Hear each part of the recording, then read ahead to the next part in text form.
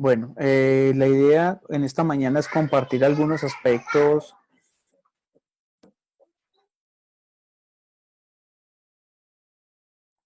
La idea esta mañana es compartir algunos aspectos respecto al decreto 579 que fue emitido la presente semana. Digamos que esta charla o este conversatorio se realizó en principio a fin de poder abordar algunas temáticas del mismo. La idea entonces en ese sentido es compartir las apreciaciones que se dan frente a estos temas, exactamente lo que refiere al tema de régimen de propiedad horizontal,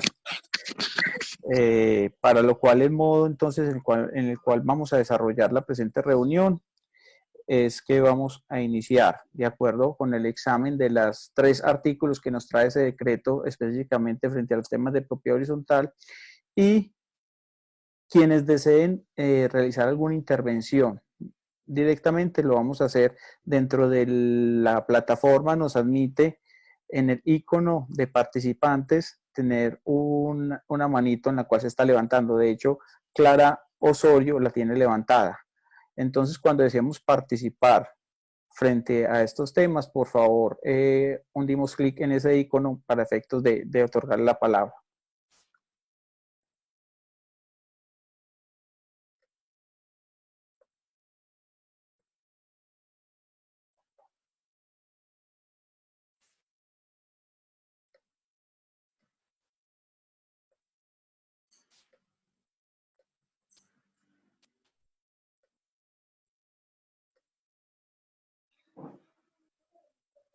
Bueno, ya tenemos 100 participantes, entonces ya tenemos completa asistencia para esta mañana.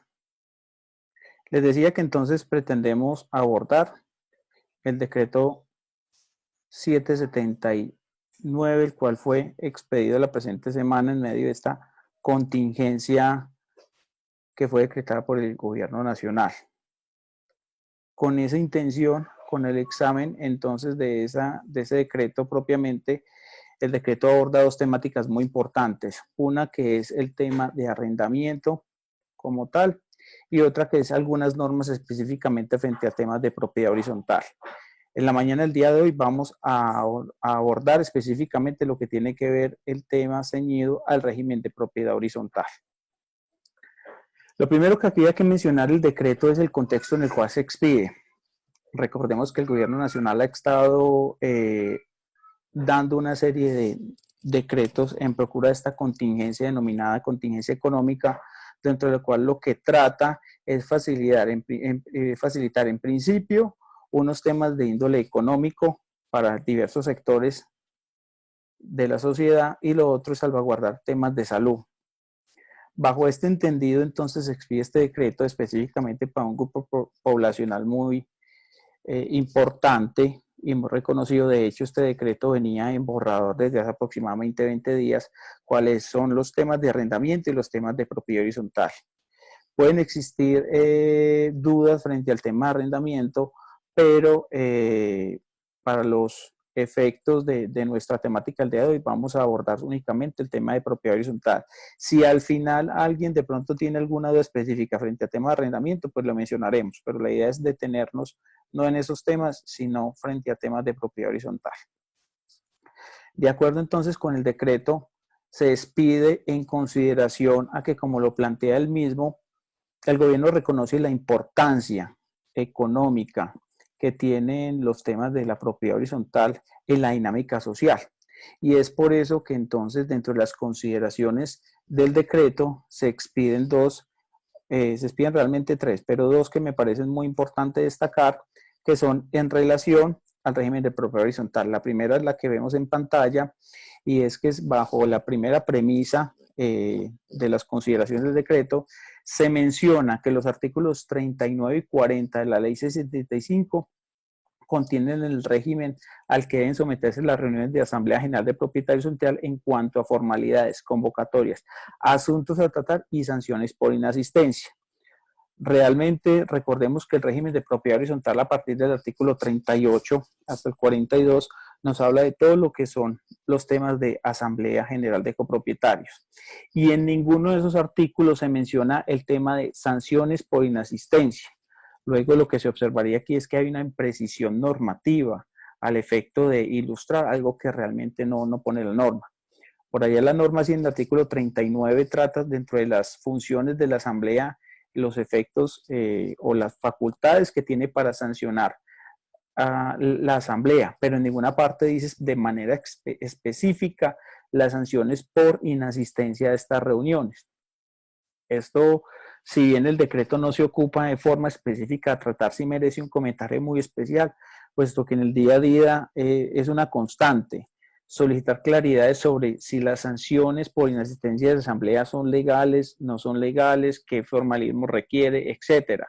No existiendo normatividad de manera específica sobre la materia, y pronunciamientos más bien pocos en los cuales se dirigen es a avalarla siempre y cuando estén dentro de los reglamentos de propiedad horizontal y se respete el debido proceso, sí nos da una luz muy importante, y es el reconocimiento en esta materia explícito que ya la realiza específicamente aquí el Ejecutivo respecto a las sanciones por inasistencia, que eso no puede pasarse de largo. Por otra parte, dentro de las consideraciones del mismo decreto, nos menciona que resulta necesario introducir en el marco legal medidas sobre la propiedad horizontal. Aquí se nos pasó. Resulta en el marco legal introducir medidas de la propiedad horizontal con el propósito de garantizar la regulación del pago de las expensas comunes. Esto es muy importante tenerlo siempre presente. ¿Cuál es el propósito del decreto? Y en ese sentido hay que hacer la lectura de todo el decreto de acuerdo a ese propósito, puesto que es que el decreto no únicamente no se enfoca frente a los temas netamente económicos, si hay o no pago de cuotas de administración, sino cuál es el fin que persigue en este caso el Ejecutivo cuando va a hacer algunas apreciaciones que más adelante nos iremos refiriendo. Bajo ese entendido hay que entender entonces cuál es el alcance del decreto. Es decir, ¿qué persigue? Lo primero que persigue que nos menciona es garantizar la regulación del pago de las expensas comunes necesarias por parte de los copropietarios. Y no en vano, este es el primer propósito que nos dice, a renglón seguido nos dice otra serie de propósitos, pero el propósito principal con base en el cual se expide el decreto, entonces es frente a garantizar esos pagos. Esto lo entenderemos más adelante cuando analicemos las otras serie de medidas que se generan a raíz del mismo. De este modo, entonces, tenemos que para garantizar esos pagos, bajo ese entendido, es que se expiden las normas que más adelante vamos a ir tocando. Pero no solamente con ese propósito, sino también nos continúa diciendo en las consideraciones del decreto que se da para la preservación de los empleos a cargo. Tema de nóminas, temas de las relaciones laborales que ha sido tan importante en el avance de esta contingencia económica, que si se puede o no suspender los contratos laborales, que si se puede proceder entonces al tema de suspender la relación laboral, que si se puede adelantar vacaciones, etcétera, que frente a eso ya se han emitido circulares directamente por el Ministerio del Trabajo dando unas apreciaciones frente a esas situaciones. Pero el fin entonces de este decreto es precisamente como segundo objeto preservar esos empleos. El tercer propósito del decreto es la prestación continua de los servicios comunes y cubiertos y cubrimiento de los costos fijos. Sin duda alguna, la PH es una entidad sin ánimo de lucro, lo cual requiere que para efectos de su evolución se tenga que dar la continuidad de unas prestaciones mínimas que hemos entendido para esta contingencia son mínimos vitales, tales como la prestación de servicios públicos, en el cuarto que nos dice el tema de pagos de obligaciones tales como para evitar el deterioro de los bienes, en el quinto nos dice para efectos de vigilancia y aseo. Entonces, con estos propósitos es que se dan, es el marco normativo bajo el cual se expide este decreto, y esto se tiene que entender en la lectura transversal del mismo, no se puede perder cuál es el fin del decreto, ¿cierto? Y esto hace muy importante para comprender la lectura que proponemos, porque por lo menos proponemos frente al mismo debido a esta contingencia. ¿Listo? Por aquí veo que nos están escribiendo. Voy a hacer aquí. Ok, tenemos buen audio, ¿cierto? Defino yo aquí los mensajes que tenemos bien. Perfecto, listo. De acuerdo entonces con esta situación, se expide el decreto. Es un decreto que entonces contempla unos artículos muy básicos, específicamente 9 artículos. Los primeros 6 hablan sobre todo el régimen de arrendamiento, el cual, reitero, no es el objeto de esta charla o de este conversatorio, sino que tiene que ver a partir del artículo 7, lo que específicamente se tiene que seguir en el régimen de propiedad horizontal. Para mí, el concepto como en el cual fue emitido el decreto no tiene consonancia con lo que anteriormente estábamos leyendo, que era el propósito. ¿Por qué lo digo así? Porque si el propósito, y me devuelvo a la anterior diapositiva, que leíamos que su propósito principal era la garantizar la regularización del pago de las expensas necesarias como primer objetivo del decreto. Verbigracia, lo primero que debería estar en el artículo 7º que me va a tocar el régimen de propiedad horizontal sería cuáles medidas están en procura de garantizar esa regularización de pago. No como se expide aquí de entrada el artículo 7º, que es el fondo de imprevistos, que parecería más para efectos de cubrir ese propósito enumerados en el numeral 4º y 5º de las garantías que propone el mismo. Sin embargo, pues este fue el orden, y en ese orden entonces es que lo vamos a apreciar el día de hoy. Nos dice el artículo 7º referente al fondo de imprevistos. Recordemos que el fondo de imprevistos está regulado explícitamente por la ley 675, que nos dice el artículo referente a fondos de imprevistos, que las copropiedades tendrán un fondo de imprevistos para cubrir aquellas contingencias, y que nos pone como condición que ese fondo de imprevistos tiene que ser únicamente tocado o manejado previo consentimiento de la Asamblea General de Propietarios. En ese sentido, lo que nos está creyendo aquí el artículo 7º es una excepción, y esto es muy importante, momentánea a ese fundamento jurídico que está en el artículo 35 de la ley 675, porque empieza el artículo mencionando que solamente durante el periodo, ese solamente no lo trae la norma, pero va a entenderse así, durante el periodo comprendido entre la vigencia del presente decreto y el 30 de junio de 2020, los administradores de las propiedades horizontales que hayan visto afectados su recaudo de cuota de administración podrán hacer erogaciones con cargo al fondo de imprevistos para cubrir los gastos habituales de operación de la copropiedad, requiriendo únicamente la aprobación previa del Consejo de Administración. Bajo la lectura entonces que acabamos de hacer, hay unas reglas básicas.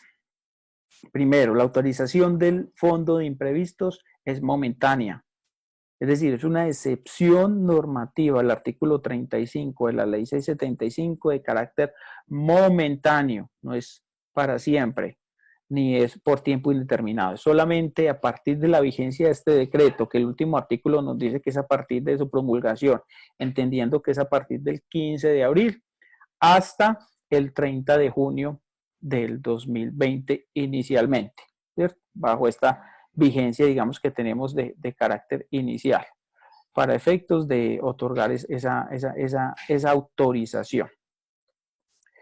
Desde ese punto de vista, entonces, tenemos esa autorización de carácter transitorio, momentáneo, por ese lapso de tiempo. La siguiente condición que nos impone entonces esta primera lectura es que no es para todos los casos. La condición sine qua non, no se puede realizar la apropiación o la utilización de los fondos de imprevistos, es siempre y cuando se haya visto afectado el recaudo de cuotas de administración, y esto es muy importante, porque no en todos los casos se ha dado la afectación al recaudo de cuotas de administración, y da de entenderse recaudo de cuotas de administración es a partir de la contingencia. ¿Por qué? Porque podemos estar frente a dos escenarios. La propiedad horizontal, que en el periodo inmediatamente anterior, corte el 28 de febrero, dice aquí, todas las personas tienen buen audio, porque por aquí me están enviando que no tienen audio. Ok. Perfecto. Debe ser algún problema puntual. Listo. Entonces continuaremos. Entonces, estamos en dos escenarios. Las propiedades horizontales que tengan al 28 de febrero problemas por el recaudo de cuota de administración no podrán hacer uso de este supuesto. El supuesto es para la contingencia, no para alivianar temas de cartera, no para regularizar pagos, no para desatrasar proveedores. Entonces, el supuesto 1 es que no solamente es que sea afectado el recaudo, sino que la condición para hacer utilización de ese fondo de imprevisto es que el recaudo se haya visto afectado precisamente a través de que la imposibilidad de los propietarios de cancelar sus cuotas de administración. Ese es el escenario 1, 28 de febrero, una copropiedad que de pronto tuviese problemas con cartera morosa, pues luego no es una condición el tema de la contingencia para poder justificar la utilización del fondo de imprevistos actualmente.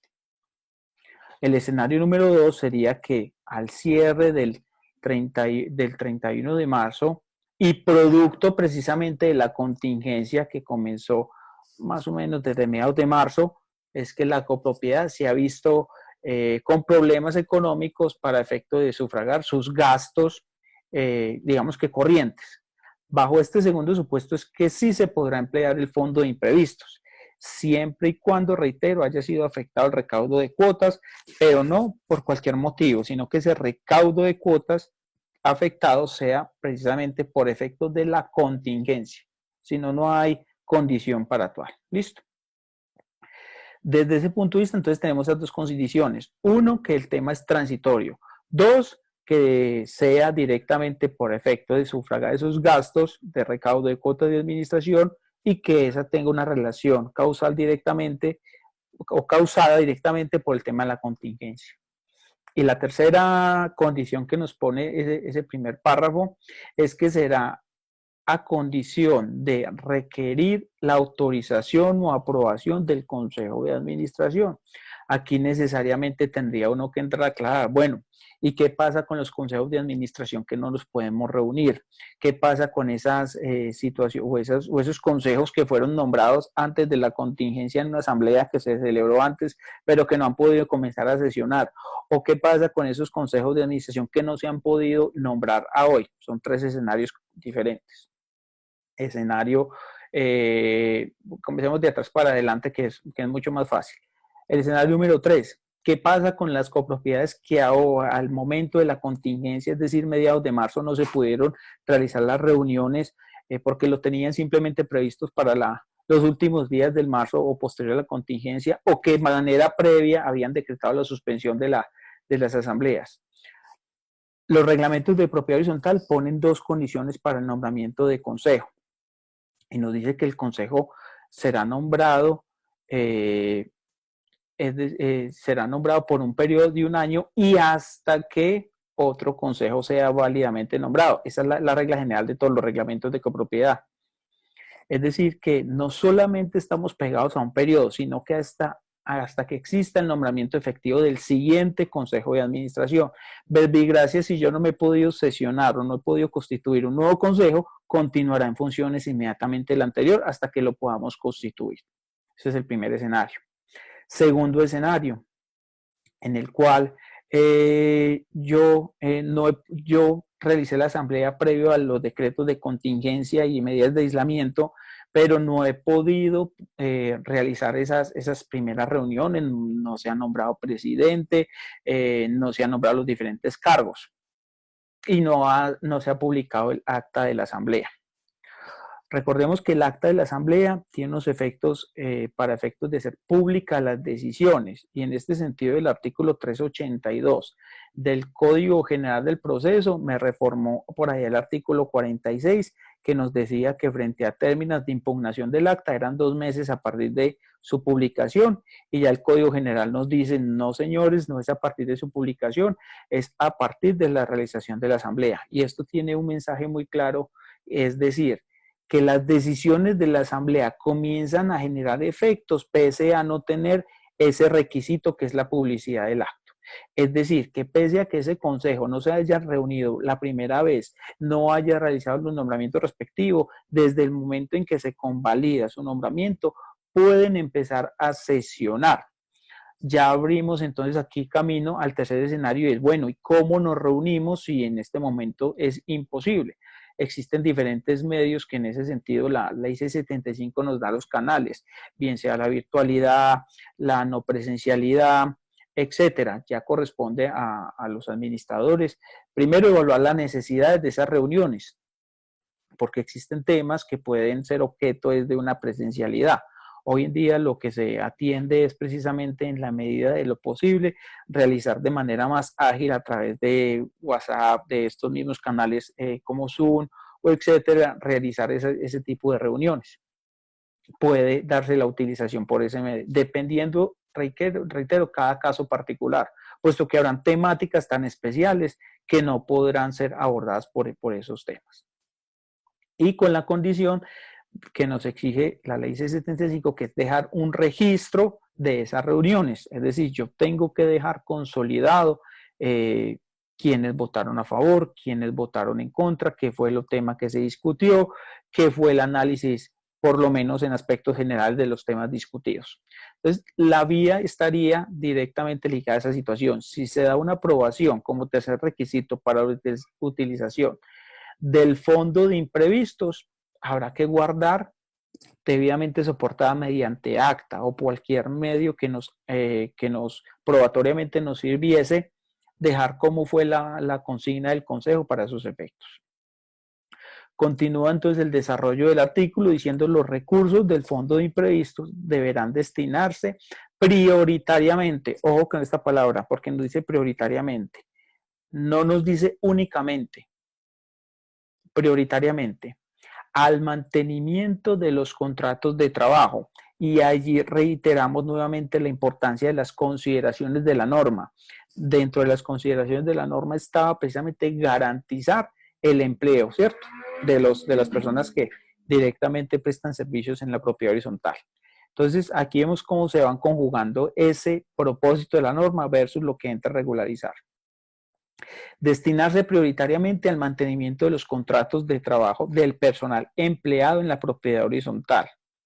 Y aquí hay que hacer también directamente alusión, que cuando hablamos de personal empleado en la propiedad horizontal, no nos está diciendo personal con una relación laboral, personal con contratos laborales, con contratos de alguna moralidad especial. Nos está diciendo empleado, personal. Es decir, típico caso del administrador cuyo contrato es por prestación de servicios. Aquí nos está diciendo entonces que la priorización es para mantener todo el personal que sirva para efectos de mantenimiento prioritariamente, más no únicamente, por eso era tan importante aclarar ese término, a la propiedad horizontal. Uno diría entre comillas, pero luego el administrador sí realmente realiza una labor de mantenimiento. En principio uno diría que no, puesto que para ello se cuenta con empresas, empleados, etcétera. Pero si bien no, la respuesta sería no de forma directa, sí es de forma indirecta, puesto quién los coordina, quién los contrata, quién supervisa, quién hace labores de inspección y vigilancia, es la administración. Por eso es que aquí no el término prioritariamente no pasa desapercibido. No se le puede dar una lectura al artículo sin detenerse allí, porque es que el artículo nos dice prioritariamente, reitero, no únicamente. De tal forma que si para efectos del cumplimiento de las relaciones laborales o de los contratos de trabajo del personal, llámese administrador, empleado de oficios varios, etcétera, es necesario recaudar, utilizar fondos imprevistos, en principio lo podríamos hacer. ¿Listo? Vamos a ir siguiendo con el avance normativo. Aquí nos hace una pregunta de la utilización en el porcentaje, pero eso lo vamos a aclarar enseguida que sigamos leyendo el artículo. Apenas vamos en la primera parte del mismo. Por aquí tengo una pregunta de Cristina.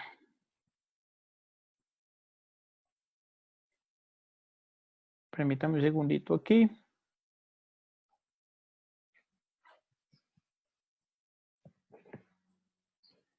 Vamos a habilitar un momentico aquí para efectos de que Cristina nos... Buenos días para todos. Buenos días. Yo tengo una pregunta. Es que, digamos que casi que lo que te entiendo es que en este caso el decreto está congelando tocables los diferentes empleados de la copropiedad. Cristina, ¿se nos fue? Cristina, tienes que habilitar el micrófono porque como se activaron todos... Hola. Ahora sí, te escucho. Mira, es que entiendo que casi que la desvinculación de cualquier persona se hace muy compleja con este decreto. Si una persona, llámese empleado de oficios varios, vigilante o el mismo administrador, ejerce de una forma incorrecta su función o pues, o se le tiene como un listado de puntos que el consejo considere que es necesario su cambio, habría que esperar entonces hasta el 30 de junio para poder aplicar esa decisión o al decir prioritariamente mantiene como la posibilidad de velar por el buen desempeño de las labores de cada uno de los empleados de la copropiedad. Ok. Cristina, pues lo primero que aquí nosotros tendríamos bajo el análisis del artículo que estamos tocando, que es el séptimo, pues no se menciona directamente qué pasa con la cesación de las relaciones laborales, ¿cierto? Uno entendería que en principio y las circulares que de hecho ha emitido el Ministerio de Trabajo en ese sentido son en consideración a dar una estabilidad laboral, lo cual no obsta para exigir una calidad del servicio. Es que por un lado va el tema de la relación laboral, el cual el empleado sin motivación no puede ser obligado o coaccionado a firmar pausas en su relación laboral o a disminuir su ingreso laboral, ¿cierto? Pero de ese mismo modo tampoco obsta para yo en calidad de empleador realizar las mismas exigencias que tengo que realizarlo por ley. Es decir, que el servicio sí se compadezca con las labores contratadas. Entonces, por un lado va esa relación laboral y la posibilidad que yo puedo tener extraordinariamente de suspenderla debidamente motivada, es que el código como tal sustantivo del trabajo no ha perdido su vigencia. El código sustantivo del trabajo continúa y en ese sentido las causales justas para dar por terminado un contrato permanecen. No es que por el tema de la contingencia se haya dado a los empleadores la obligación de sostener durante la misma a un empleado que no cumpla sus funciones. Obviamente cada caso se tendrá que analizar con un debido proceso, un reglamento interno de trabajo y convalidar como todas las justas causales para cesar la relación laboral. ¿Listo? Sandra por aquí nos quiere hacer algún aporte.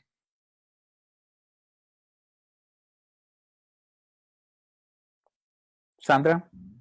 ¿Ya me escuchas, Diego? Sí, sí. Bueno, gracias. Mira, con respecto a esa pregunta, nosotros pudimos hacer la asamblea general antes de la contingencia y quedamos en que se iba a cambiar un empleado por otra figura.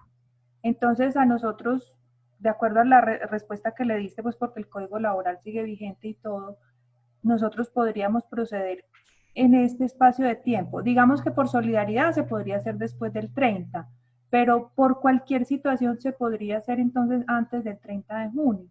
Siempre y cuando yo respete los debidos trámites, ¿cierto? Es decir, si es un trabajador en la cual tengo un contrato fijo, dándole el preaviso respectivo, respondiendo sus términos, ¿cierto? Que ese trabajador no tenga una estabilidad reforzada por cualquier tipo de incapacidad o enfermedad profesional. Entonces, hay que tener como en cuenta como esas situaciones particulares. Pero si yo cumplo en términos generales cualquier causa justa, que es lo que nos habla el Código Sustantivo del Trabajo, para cesar la relación laboral, yo lo podría perfectamente hacer pese a la contingencia actual. La otra, y es un tema muy importante que tú mencionas, es la solidaridad, que es con lo último que yo tengo planeado cerrar esta charla, pero sea el momento para tocarlo.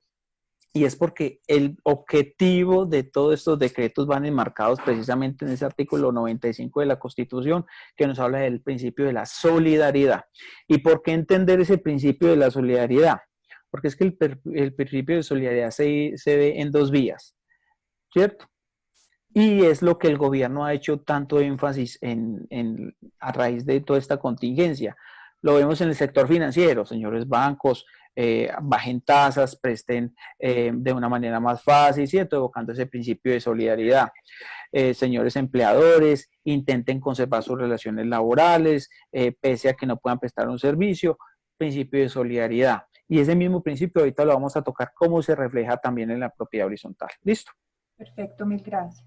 Bueno, continúo entonces aquí. Y vamos entonces en ese artículo, espérate, vuelvo a compartir pantalla.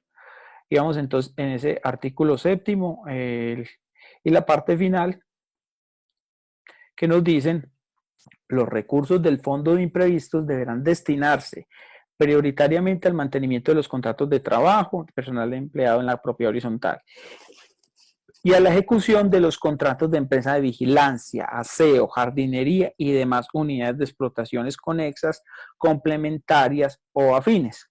Aquí nos está diciendo, de hecho, es una de las salvedades entonces que nos restringe el tránsito frente a las empresas de vigilancia y empresas de aseo. Jardinería, la norma no dice la necesidad y la excepción para efectos de desplazamiento. Uno entendería que lo que tiene que ver con mantenimiento de las zonas comunes es el mensaje, conserve todos los gastos de mantenimiento normal de las propiedades a efectos de que la intervención frente a las zonas comunes se puedan dando de forma regular y oportuna. Y demás de explotaciones conexas, complementarias o fines, recordemos siempre esas consideraciones para efectos de el bienestar de todo y continuar con el mantenimiento de todas las zonas comunes. Pues bajo ese entendido entendemos la norma. Continúa el artículo séptimo y esta es una de las preguntas que ahorita en el chat nos estaban haciendo. Si en la copropiedad no existiere consejo de administración, el administrador solo podrá hacer erogaciones con cargo al fondo de imprevistos que no supere el 50% valor de los recursos existentes en la fecha en que se haga uso esta atribución por primera vez.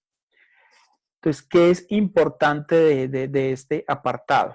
En principio, hasta aquí no nos hablaba de porcentajes de la utilización del fondo de imprevistos y nos coloca, además de esas tres condiciones que ya hablamos, una cuarta condición, pero condición especial. ¿Y por qué condición especial? Nos está diciendo, cuando no exista consejo de administración, usted administrador, de manera autónoma, cumpliendo los requisitos anteriores, es decir, primero que el recaudo no se haya dado en procura de esta contingencia, priorizando los gastos que ya le mencionamos. Usted puede utilizar hasta el 50%.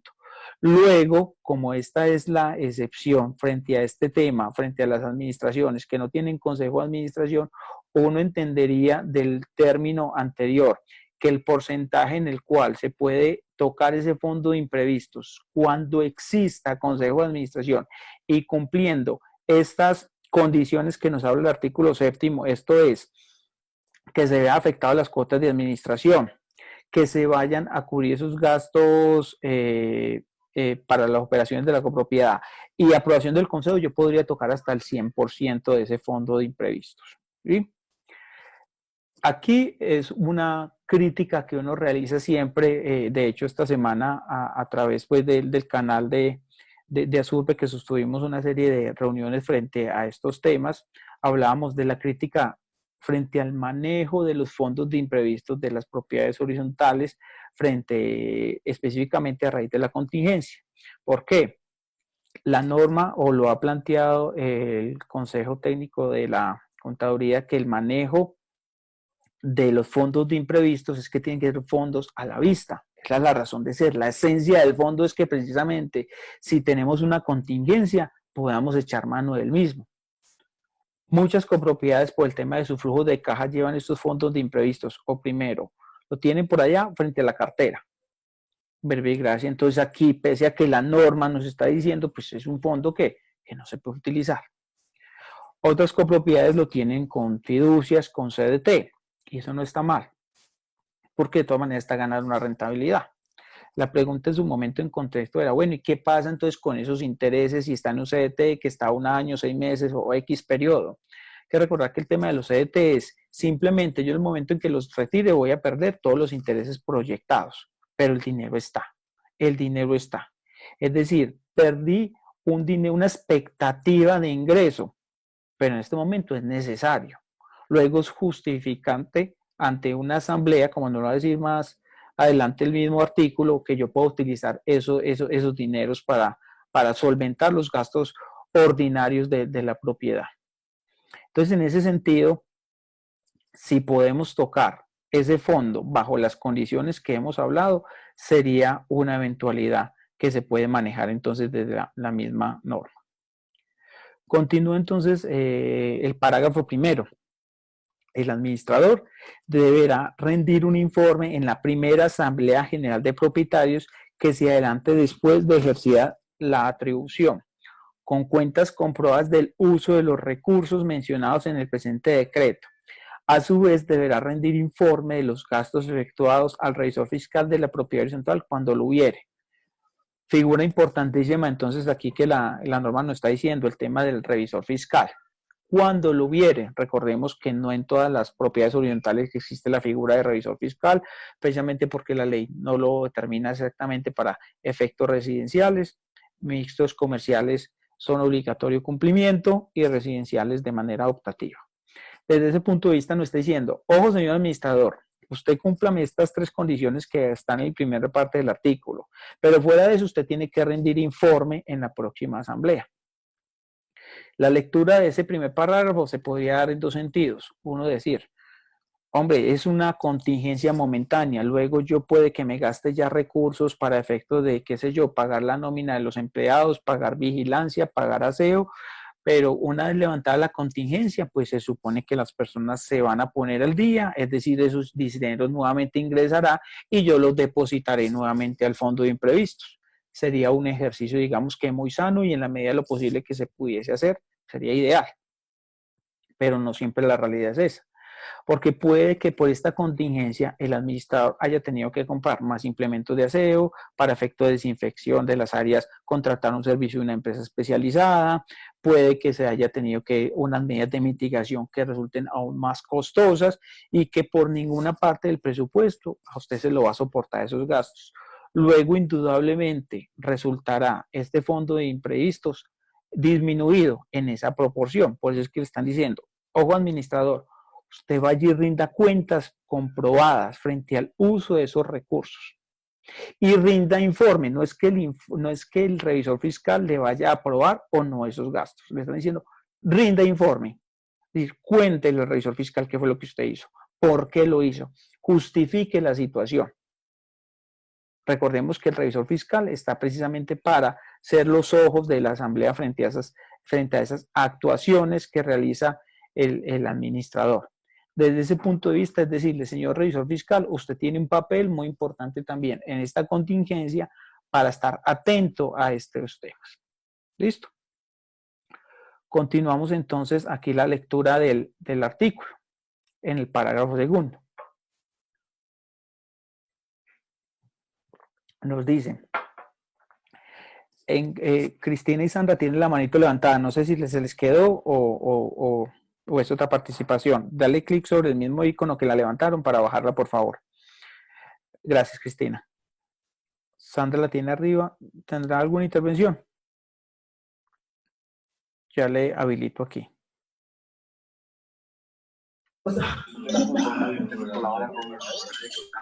Sandra, te escucho. Sandra. Diego, qué pena, ya la voy a quitar, Ah, ok, listo. Pero, qué pena. Tranquila. Listo. Vuelvo aquí. Continuamos con ese parágrafo segundo. Ese parágrafo entonces nos dice, en los casos de copropiedades que no cuenten con consejo de administración y en el que sea estrictamente necesario usar más del 50%, recordemos que el anterior apartado de la norma del artículo en su inciso final nos decía que se podría utilizar el administrador de manera del 50 hasta el 50%, no exista consejo de administración. Pero aquí nos está diciendo, venga, si usted no tiene consejo de administración, pero aún así necesita utilizar más de ese 50%, el administrador deberá convocar a la Asamblea General de Copropietarios no presencial, de que trata el artículo 42 de la Ley C75, para obtener su aprobación. Y en este sentido es muy importante recordar que la ley nos pone unas normas excepcionales cuando se presenten ciertos temas que puedan ser tratados de otra forma. De manera específica, la ley C75 nos habla en ese artículo 42 que existen unas reuniones denominadas no presenciales, bajo las cuales se pueden realizar siempre que se pueda aprobar. Es la primera connotación de ese artículo 42. Siempre que se pueda aprobar, es decir, como ejemplo, el día estamos reunidos esta mañana grabando esta sesión, es decir, yo tengo el fundamento para efectos de probar la asistencia, la intervención, las consideraciones de cada quien. Habrá reunión de la asamblea cuando por cualquier medio los propietarios de bienes privados o sus representantes legales puedan deliberar y decidir. Es lo que me dice entonces la norma para esos efectos. Es decir, yo tengo que conservar los canales. No hay que confundir este artículo 42 con el artículo 43, porque es que el artículo 42 y 43 me hablan de contextos diferentes. Uno es el artículo 42 que me habla de la posibilidad de hacer reuniones no presenciales y el 43 que me dice las decisiones por comunicación escrita.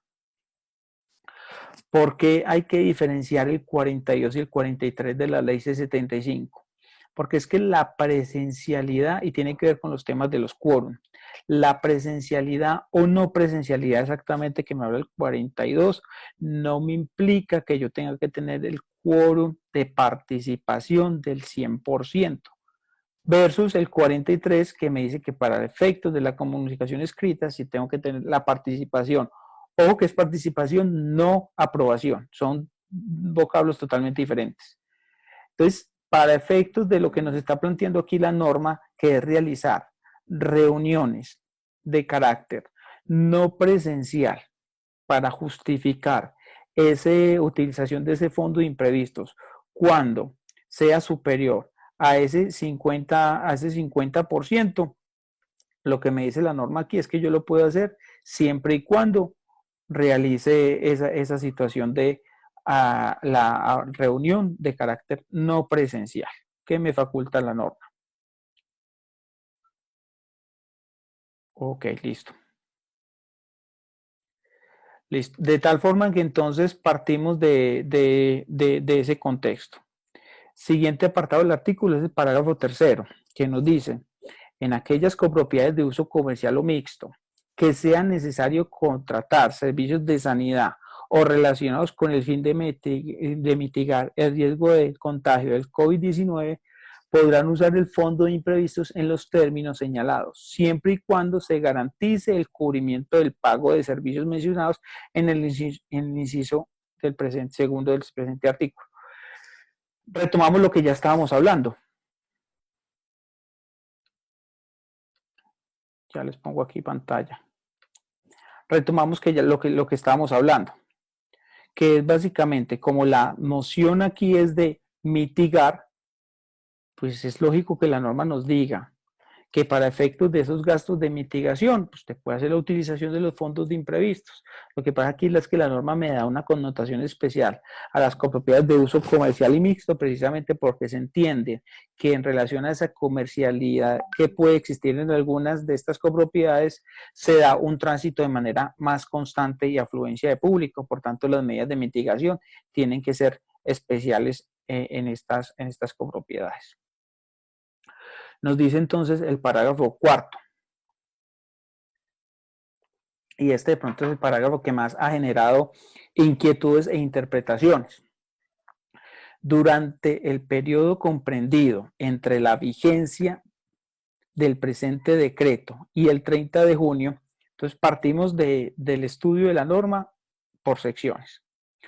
Cuando hablamos del periodo comprendido entre la vigencia del decreto y el 30 de junio, nos tenemos que ir, y me voy a adelantar aquí a la presentación, al último artículo, que es precisamente el que me habla de la vigencia. Es el artículo 10. El presente decreto rige a partir de la fecha de su publicación. Y esto es vital e importantísimo. ¿Por qué es vital e importantísimo? Por las consecuencias que ahorita vamos a mencionar. Pero para hacer la lectura del artículo, entonces tenemos que comprender que la regla general en derecho es que una norma no tiene efectos retroactivos. ¿Qué son los efectos retroactivos? Es que una norma expedida hoy o para el efecto de este decreto 15 de abril de 2020 pueda entrar a solucionar situaciones que han acaecido con anterioridad a la misma. Me explico y un ejemplo de pronto más vivencial en las unidades. Si a título de ejemplo yo impongo una sanción en reunión, supongamos que estuviéramos en una reunión aquí de carácter no presencial, una asamblea aquí de carácter no presencial, y todos nosotros estamos de acuerdo en crear una multa. Vámonos sin entrar a dilucidar el tema, pero por ser más controversial y de más resorte para estos efectos, la multa por inasistencia de asamblea. Y todos aquí en esta reunión votamos favorablemente, tenemos la aprobación del 100%. Pues resulta que somos inasistentes y nuestra copropiedad está integrada por 150. No significa que el administrador salga de esta reunión inmediatamente a colocar esas multas. Fuera de que no se ha respetado un debido proceso, la norma no es retroactiva. ¿Qué quiere decir? Rige a partir de la próxima reunión, surtiendo pues otra serie de requisitos. A eso es lo que nos referimos con la irretroactividad de la norma. De hecho, nosotros ya tenemos variadas jurisprudencias frente al tema y frente a la situación. Ley C75, tenemos una sentencia muy importante, que es la sentencia 522 del 2002. Recordemos que se analizó en esa sentencia. Fue un análisis que realiza la Corte Constitucional y en la cual entra a estudiar el artículo 86 y 87 de la ley 675. Recordemos que esos artículos nos decía cuál era la vigencia de esa ley y nos mencionaba que le daba un plazo perentorio a las propiedades horizontales para acogerse a la norma y que si no se acogía al plazo inicial más la postergación del plazo que existió, se entendían inmediatamente desajustadas la ley 675. La Corte Constitucional, al analizar esa norma, precisamente hace un estudio de la retroactividad de la norma y dice, un momentico, señores, que no puede el legislador entrar a vulnerar unos derechos adquiridos por parte de los propietarios. Luego ese cambio automático no se entenderá en sentido estricto, se entenderá únicamente frente a unas normas específicas, pero frente a los derechos privados como tal, no pueden ser vulnerados.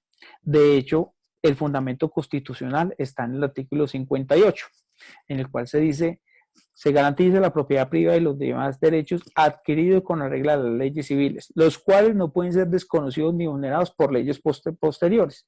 Ese es, digamos, que el fundamento normativo para efectos de la irretroactividad. Entonces, en ese sentido, una norma, y volviendo al artículo, al parágrafo cuarto, la norma es muy clara, entre la vigencia. Aclarado el término de la vigencia y comprendido que la norma solamente tiene efectos hacia futuro, es decir, a efectos de su promulgación, 15 de abril del 2020, continuaremos entonces la lectura.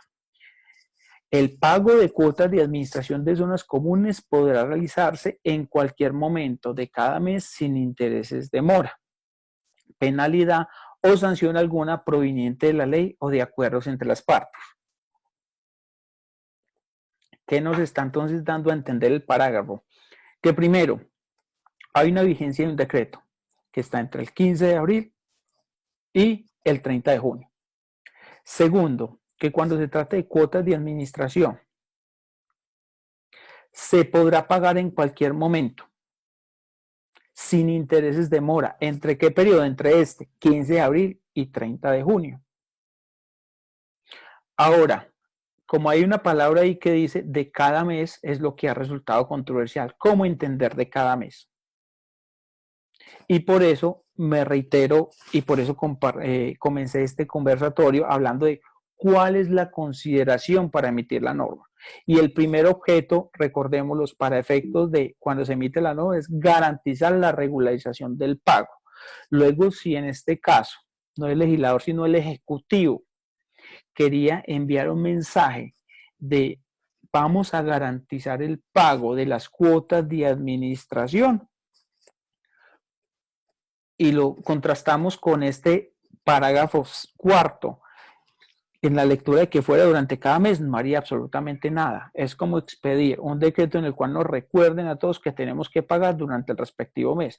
Yo no creo que ese sea el propósito de la norma. Yo no creo. Para mí aquí hay un error en la redacción, porque es que el fin último es garantizar el pago de las cuotas de administración, dando unos beneficios, entre comillas, a raíz de esta contingencia. Entonces, emitir un decreto en el cual nos recuerden que es que recuerde que usted tiene que pagar cada mes y si no va a haber intereses. No, para mí el decreto va mucho más allá y precisamente tiende a alivianar el tema de las personas frente a su flujo de caja, su pago de cuotas de administración. Ahora bien, existe la otra lectura. Bueno, ¿y qué pasa entonces con el beneficio de la propiedad horizontal como persona jurídica frente a las expensas necesarias? Eso lo vamos a discutir en un momento. Pero para ahora la lectura del artículo, para mí, de hecho, no he escuchado una interpretación con un fundamento jurídico que se aparte de esa situación, más allá de esa palabra de cada mes.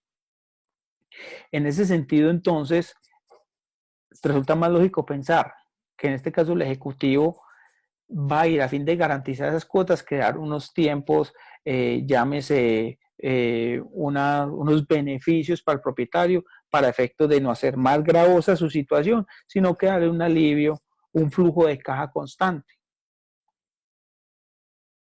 Reitero, entonces el mensaje o la contrapropuesta sería, bueno, ¿y qué pasa con las propiedades horizontales cuyos ingresos se están viendo afectados? Es que la solución fue dada en los incisos anteriores, y es que precisamente preveyendo que usted no va a lograr recaudar el 100%, puede hacer la utilización del fondo de imprevistos. Esa es la lectura que yo realizo del artículo como tal. En este caso, el Ejecutivo prevé, porque por disposición no se va a poder recaudar el 100%. Usted, señor administrador, con el cumplimiento de unas condiciones que ya las establecimos, utilice el fondo de imprevistos. Listo. Voy a terminar la lectura de este artículo, por lo menos, que este es el último inciso que no hace falta, y ya miro que tengo unos chats aquí y alguien que levantó la mano. Entonces, en ese sentido, es en cualquier momento de cada mes sin intereses de mora. Penalidad o sanción alguna proveniente de la ley o de acuerdos entre las partes. Es decir, que puede que la Asamblea haya puesto alguna otras situaciones, otras penalidades y que no se adecúen a cuál es el fin como tal del decreto. De existir descuentos aprobados en cada administración, serán aplicadas las mismas reglas del inciso anterior. Y esto es muy importante, porque en algunas propiedades horizontales existen beneficios por pronto pago. Qué sé yo, quien pague los primeros 10 días se le descontará el 10%, el 5%, hasta el día 15, 20, etc. Lo que nos está diciendo aquí la norma es precisamente, hombre, si usted en su propiedad horizontal tiene beneficios por pronto pago, algún descuento aprobado, aplique las normas anteriores, es decir, no será ya hasta el 15, hasta el 20, sino que se dará hasta el 30 de junio esos descuentos. Reitero, ¿cuál es el mensaje del Ejecutivo aquí? Es otorgar un beneficio a los propietarios, es darle la factibilidad para esos propietarios que tengan mayor flujo económico. Y la lectura de decir, ¿qué pasa con la copropiedad? Para mí la solución está dada en los incisos anteriores, que es que para eso tiene el fondo de imprevistos, para eso tiene el fondo de imprevistos.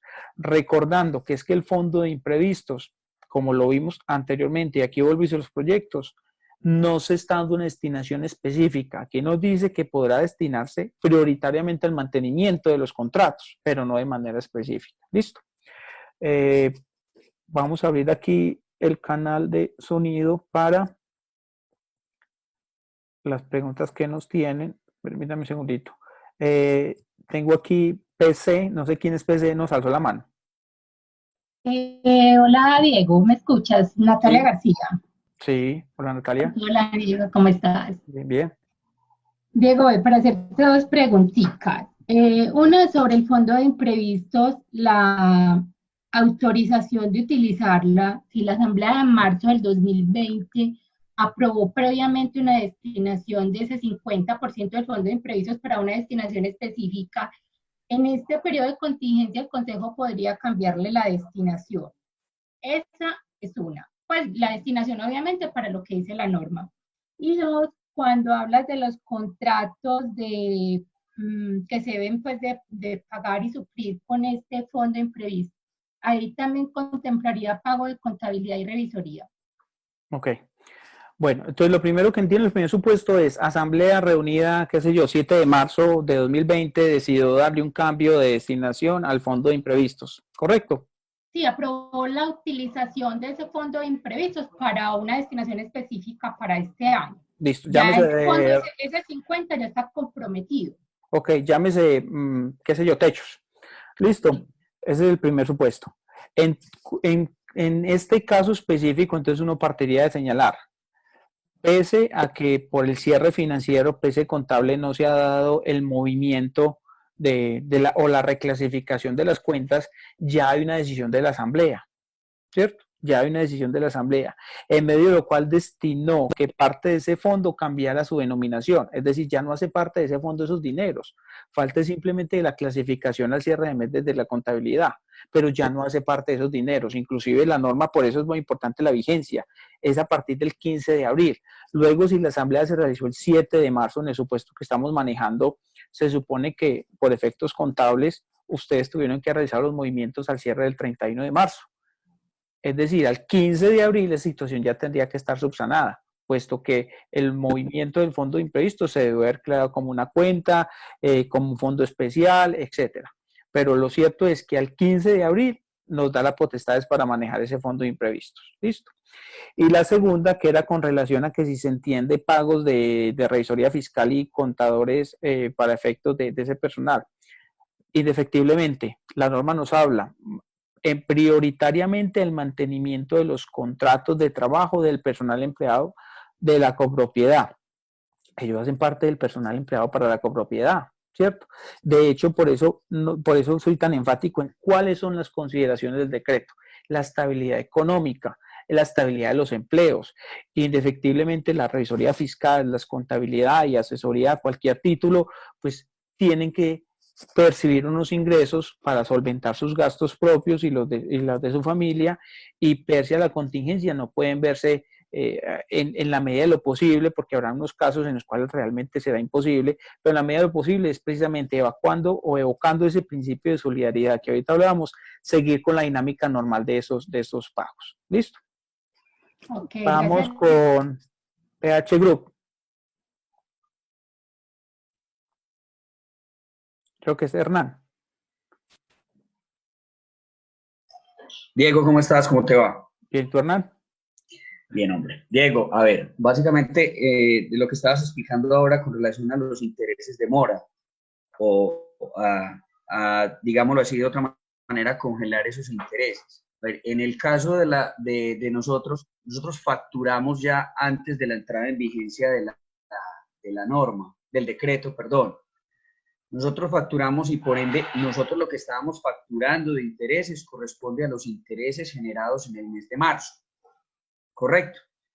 Es decir, si a mí un copropietario, y te pregunto, si a mí un copropietario viene y me escribe mañana, perdón, el lunes y me dice, usted me debe de retirar los intereses porque el decreto dice que los deben de retirar, es un argumento yo decirle que es que lo que yo le estoy cobrando son los intereses del mes de marzo y que los intereses quedarán congelados a partir del 1 de mayo, pues porque, digámoslo así, yo en abril no voy a cobrar intereses de mora, simplemente quedan congelados, los sigo facturando, pero no siguen sumando. Sí. ¿Estoy errado? No, estás en lo correcto. Recordemos la vigencia nuevamente de la norma, 15 de abril. ¿Qué significa? Es hacia adelante. Los intereses nunca se cobran por anticipado. Regularmente lo que pasa es que uno, por efectos de facturación, espera el cierre del mes y cobra mes vencido. Es decir, en el caso que nos está diciendo Hernán, el 5 de abril se facturó el saldo deudado el 31 de marzo, más los intereses generados el 31 de marzo, más la cuota corriente del mes de abril.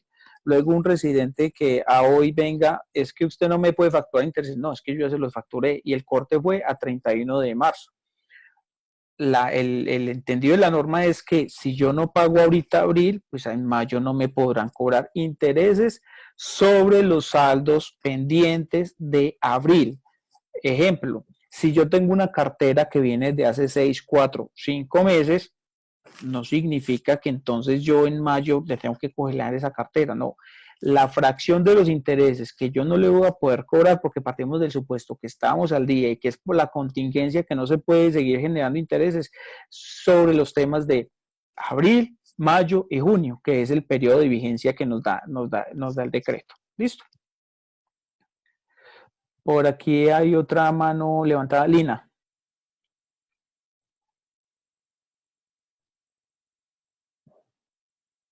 Lina.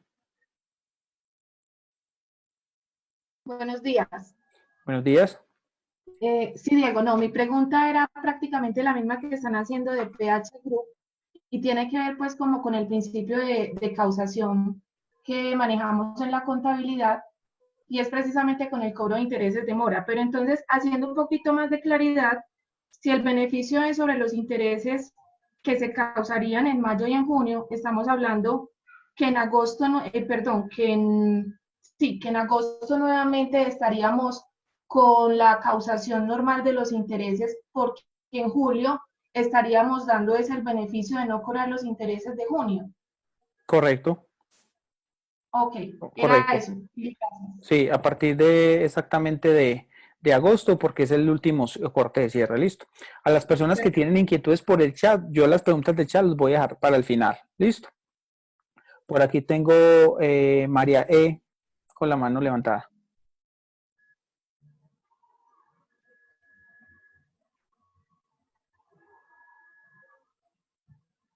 María E.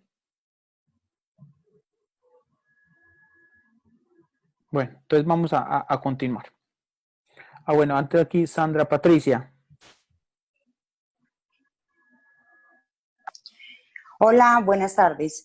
La pregunta mía es la siguiente. Las personas que tienen la factura, cartera amorosa, ¿les podemos seguir cobrando intereses sobre la cartera amorosa atrasada y solamente no cobrarles sobre estos meses adicionales?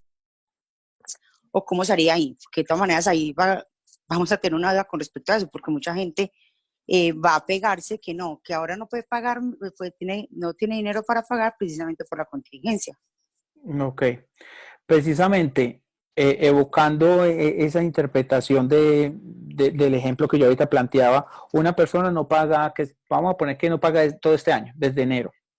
Una cosa es ese deudor moroso cuya moratoria no se debe precisamente a la contingencia y la otra es la persona que dio la contingencia no puede pagar. Son dos escenarios distintos. En ese sentido, para mí, la lectura de ese parágrafo cuarto de ese artículo séptimo del decreto es que tiene relevancia en cuanto a la palabra de cada mes, ¿sí? Es decir, si yo tengo una cartera morosa al 31 de marzo y la cual obviamente tampoco pagué abril, no pago mayo ni junio, los intereses que se podrán dar durante este periodo es con relación a la cartera del 31 de marzo, porque es que el beneficio está creado es para la persona que producto de la contingencia no ha seguido pagando, pero únicamente con relación a las cuotas de marzo. ¿Sí? Abril, mayo y junio quedarán pendientes, puesto que existe una norma que nos dice que no se puede cobrar intereses. Yo creo que con el supuesto de la persona que no paga durante los meses es que la tenemos más fácil. No pago los meses, luego no puedo cobrar intereses, solamente los últimos intereses que podré cobrar serán por allá en agosto en relación al corte del 31 de julio. Y la persona morosa solamente le podré seguir causando intereses del saldo dado al 31 de marzo. Abril, mayo y junio quedan suspendido el tema de los intereses. ¿Listo? Voy entonces a continuar aquí con la siguiente lectura del artículo octavo. Continúa entonces el decreto en el artículo octavo y nos dice: las asambleas de propiedad horizontal, las reuniones ordinarias de asamblea de edificaciones sujetas al régimen de propiedad horizontal de la ley 675 podrán efectuarse primero en forma virtual durante el periodo comprendido entre la vigencia del presente decreto, que ya sabemos cuál es la vigencia del decreto, ¿sí?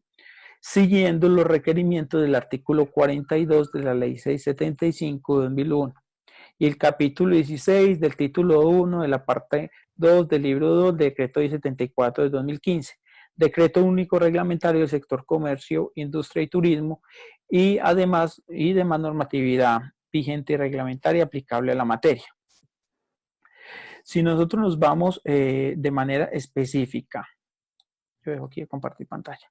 Si nosotros nos vamos de manera específica para efectos de mirar el planteamiento o bajo qué condiciones es que podemos realizar esa asamblea, entonces el artículo que anteriormente acabamos de hablar nos dice, el artículo 42, que es las reuniones no presenciales, que ya lo discutimos, puede darse de esta manera virtual, digámosle así, y que simplemente hay que dejar la prueba de esa situación. ¿Sí? Y el decreto que nos habla allí, el 1074, básicamente nos ratifica lo mismo, que son esas reuniones no presenciales, cuya entonces exigencia que nos dicen las normas es dejar la prueba y en todo caso respetar los quórums necesarios, que eso es muy importante. Porque es que el tema de la virtualidad o no presencialidad no nos desvirtúa que tengamos que seguir conservando los quórums necesarios para realizar esas reuniones. Y en ese sentido lo que la norma nos está diciendo es, venga señor administrador, usted tiene otra forma de realizar las asambleas, actívela, sea propositivo, hágalo de alguna forma. ¿Sí? ¿Cómo lo puede hacer? A través de los canales virtuales. Ya en el medio existen cantidad de aplicaciones, empresas que se dedican para estos fines a realizar esa virtualización de esa asamblea. ¿Que habrán inconvenientes? Muy seguramente. El propietario que no tenemos el registro del teléfono, el email, el propietario que de pronto tenga dificultades o que no acceda de forma muy amena a estas plataformas, el propietario que no le guste sencillamente, ¿sí? Pero la norma nos está diciendo, hay unas formas subsidiarias de asistir. Y de hecho, yendo un poco más, aquí nos están poniendo la restricción hasta el 30 de junio del 2020. Pero no sabemos si para el 30 de junio del 2020 la contingencia va a ser levantada. O que supongamos se levante la contingencia. No sabemos si al 30 de junio del 2020 la amenaza o el riesgo del COVID todavía esté en el ambiente. Entonces es muy factible que pese a que la contingencia se levante, muchas personas no vayan a las asambleas, precisamente tomando medidas de autoprotección o aislamiento. Eso es muy factible que se dé. Y en ese sentido, entonces, la invitación que nos hace este artículo es, señor administrador, recuerde que usted tiene otras formas de realizar las asambleas, actívelas, vaya puliéndose, vaya realizando por canales diversos de comunicación con diferentes propietarios la forma en la cual va a interactuar, ¿sí? El numeral segundo nos dice, de manera presencial, a más tardar dentro del mes calendario siguiente a la finalización de la Declaratoria Económica, Social y Ecológica. Y también hay que entenderlo, al igual que hablamos cuando el fondo de imprevistos, que es una excepción a la norma, porque es que la norma nos dice que la asamblea se realizará los 3 primeros meses después de cada vigencia presupuestal, ¿cierto? Pero aquí nos está creando entonces, precisamente por la contingencia económica, una excepción. Y nos está diciendo, señor administrador, si usted no pudo realizar la asamblea por efectos de la contingencia o después del periodo de la contingencia como tal, usted tendrá un mes, pero contado a partir de ¿qué? Del levantamiento de la contingencia económica. Para mí hay un vacío aquí y es el siguiente. Ubiquémonos en el escenario que el 30 de junio se levante la contingencia. Los periodos de convocatoria no cambian. Y los periodos de convocatoria de asamblea ordinaria son 15 días.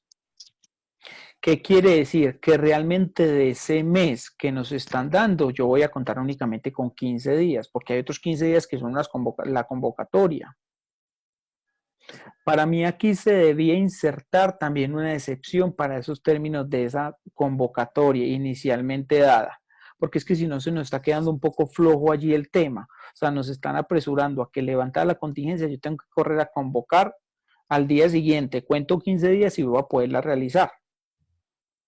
En principio uno diría, efectivamente hay un vacío allí, pero el vacío se puede entender que está asumido por este parágrafo, que nos dice, si no fuera convocada la asamblea, ojo que la condición si no fuera convocada, es decir, luego si yo convoqué, ya no doy aplicación a esto. Y esto es muy importante por la consecuencia que nos trae a continuación. Esta será en forma ordinaria, por derecho propio, el día hábil siguiente, al mes calendario, etcétera, etcétera, lo que ya nos habla de la ley 675 también, que básicamente nos está diciendo, ojo, señor administrador, si usted no convoca durante el mes siguiente al cual se levantó la contingencia, hay reunión por derecho propio. Luego, para mí entonces existe esa contradicción respecto a este parágrafo y al inciso anterior. ¿Por qué? Porque es que aquí me está diciendo de manera presencial a más tardar, es decir, el límite para efectos de realizar esa asamblea es durante el mes siguiente. Pero al renglón seguido me dice, luego si usted no convoca, hágala por derecho propio. Es decir, si yo convoqué, ya cumplí, no hay por derecho propio. Me explico en un ejemplo. La contingencia se levanta el 15 de junio. Bajo el entendido de este segundo numeral del artículo 8, yo tengo que realizar la asamblea a más tardar el 30 de julio. Pero lo que nos dice el parágrafo primero es, si usted no ha convocado, es decir, yo el mismo 28 o 29 de julio podría convocar y ya cumplí. Ya no soy objeto de esta sanción, que es la sanción por no haber convocado. Entonces, realmente allí lo que hay es un tema de cómo se puede convocar. Y la invitación es, hombre, haga una convocatoria lo antes posible para efectos de principio. Recordemos que la ley 603 nos estipula que tiene que tener un informe de gestión del administrador.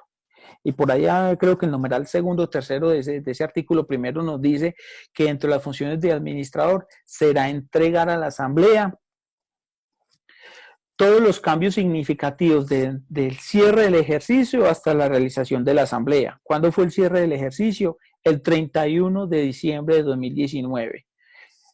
¿Qué quiere decir? Que ese informe de gestión, usted administrador también tiene que informar qué pasó a partir del 1 de enero de 2020 hasta que realice la reunión de asamblea. O que ese informe administrativo, no informe de contabilidad. Es contar las situaciones relevantes de la copropiedad. Entonces, en la medida en que se postergue más esas reuniones de esas asambleas, pues el administrador tendrá que dar mayor informe de cómo ha sido su gestión y específicamente durante este tema de mitigación de todo lo que este COVID-19 ha empleado. ¿Listo? Vamos a abrir aquí dos preguntitas. Alejandro Q.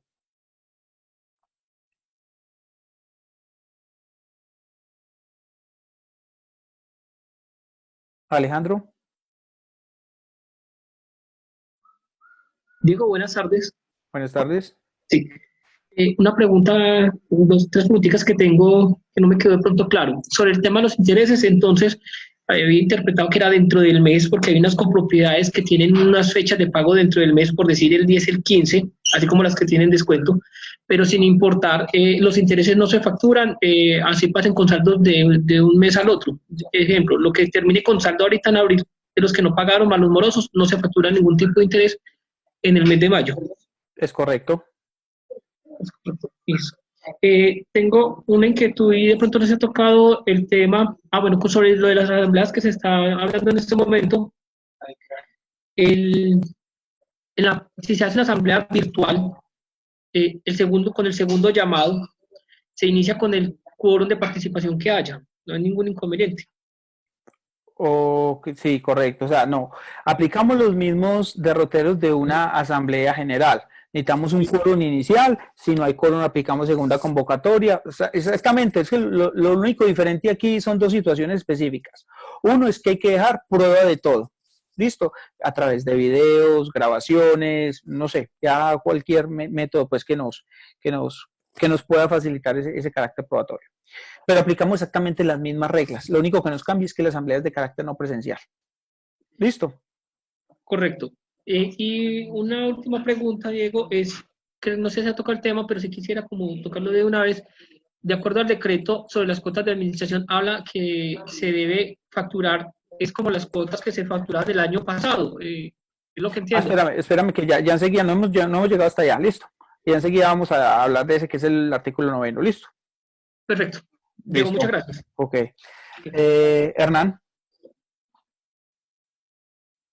Diego, pregunta, pues nosotros como empresa de asambleas, por la logística que nosotros manejamos en las asambleas y ya con este tema de la virtualidad, nosotros adecuamos la plataforma para que la gente pueda hacer las reuniones de consejo y las asambleas con el servicio que prestamos. Pero ayer uno de los clientes nos preguntaba, ¿qué pasa con aquellos copropietarios que son renuentes a este cambio? Es decir, nosotros a través de nuestro sistema le enviamos a que la gente vote a través del celular y a través de su computador. Aquellos copropietarios que no quieran hacer uso de estas herramientas, entonces, ¿eso cómo se va a llevar en las asambleas? ¿O eso cómo se tendría que manejar? Gracias. O sea, el supuesto es propietarios que no quieren participar en las asambleas.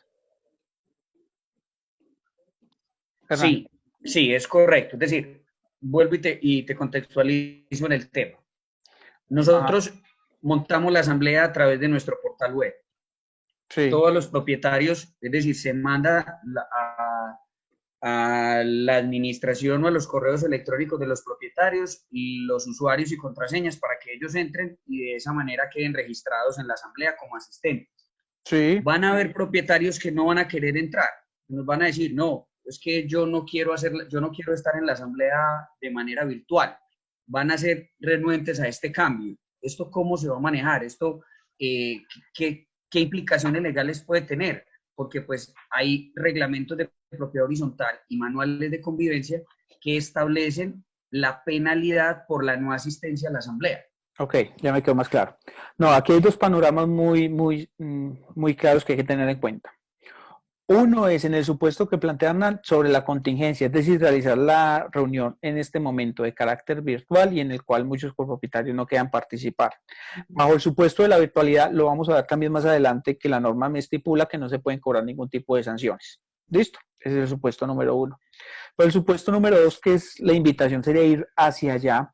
Y es bueno, ¿qué pasa superado el tema de contingencia o aún para el año inmediatamente posterior, que vamos a realizar cualquier tipo de reunión y que se pueda dar por este medio, digamos que de esta contingencia tienen que dar cosas buenas? Una sería, por ejemplo, maximizar el tiempo, la participación por estos canales virtuales, y en ese sentido el año entrante puede un administrador decir, yo tengo ya toda la logística, yo ya tengo todo planeado, hay una buena percepción de la comunidad de estos canales, vamos a utilizarlos. ¿Qué pasará con ese propietario que no participe? Pues si hay unas penalidades, será sujeto de esas penalidades, porque ya no habrá la excepción normativa. Eso sí, recalcando, recuerden que todo el tema de sanciones requiere el agotamiento de un debido proceso. Y en ese sentido, entonces, será más es una labor pedagógica del administrador procurar incentivar estos canales de participación. De hecho, hoy en día muchos administradores ya lo están haciendo otra vez que los consejos de administración, que muy seguramente durante los próximos 4 o 5 meses se tendrán que estar realizando por este medio, porque es que el tema de la mitigación es momentáneo, no significa que inmediatamente se levante la orden de restricción para circular, el COVID desapareció, ya no hay riesgo, ya todos podemos volver a una rutina de nuestras vidas. El riesgo va a estar y por muy buen tiempo nos va a acompañar, y en esa medida las medidas de autoprotección o autoaislamiento son indispensables para cualquier efecto. Por aquí Fanny Rodríguez.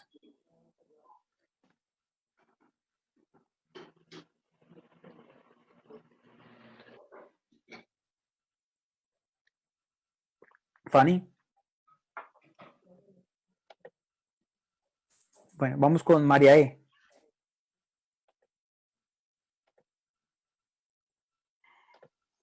Buenas tardes, habla Fanny Rodríguez, buenas tardes. ¿Me escuchan? Buenas tardes. Sí, sí. Lo que pasa es que nosotros citamos asamblea para el día 24 de marzo, pero el efecto de la situación que se presentó no se hizo la asamblea. Entonces ahorita estamos pensando en hacerla virtual. Al hacerla virtual, yo tengo que citar nuevamente a asamblea porque nosotros ya teníamos la citación, teníamos todo hecho. Lo único fue que el día no se dio por las circunstancias que se presentaron.